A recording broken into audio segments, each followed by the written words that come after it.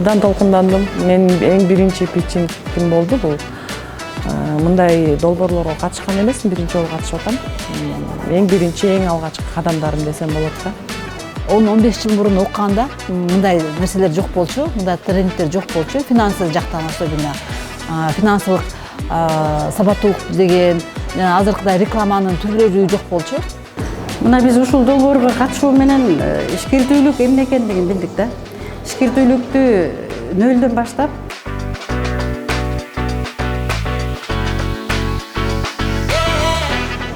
бул аракет долбоорунун алкагында биз бала бакча ачуу ишин ишке ашырдык деп айта алам. Айдамек деген ат менен бала бакча ачтык. Бул Бишкек шаарынын Ак-Ордо 2 конушунда жайгашкан.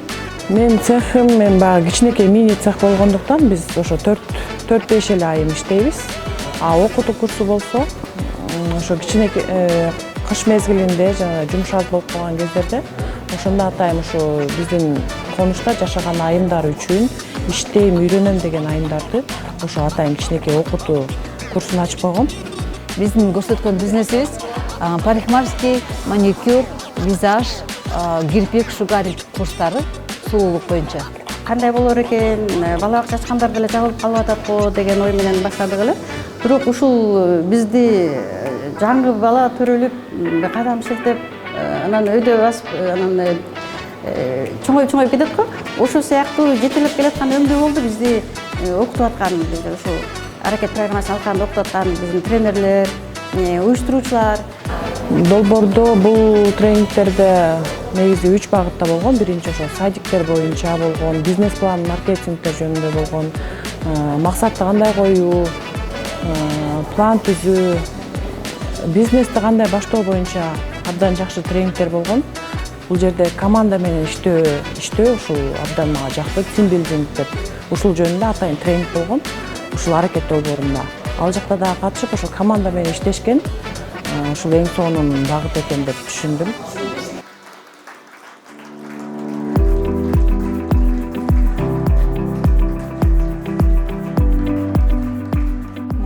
Уттум, толкундануулар аябай болуп жатат. Мен күткөн эмесмин негизи.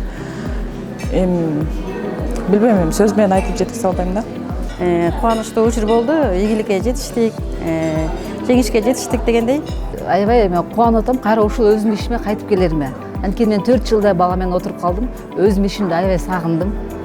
Аябай толкунданып жатам. Кайра өзүмө жаккан иш менен иштеп баштаарымачы. Бир эле бала бакча менен чектелип калбастан, биз эми андан аркы ишибизди улантып, билим берүү борборун ачсакпы деген да ойго келип атабыз. Ошо конуштан эле мугалимдер бар экен, жаш мугалимдер, билим туруп жумуш таппай аткан айымдар бар экен.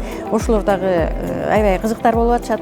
Кийинки пландарым, Кудай буйруса, Ак-Ордону эле эмес, башка конуштарда дагы ушундай окуу курстарын ачуу.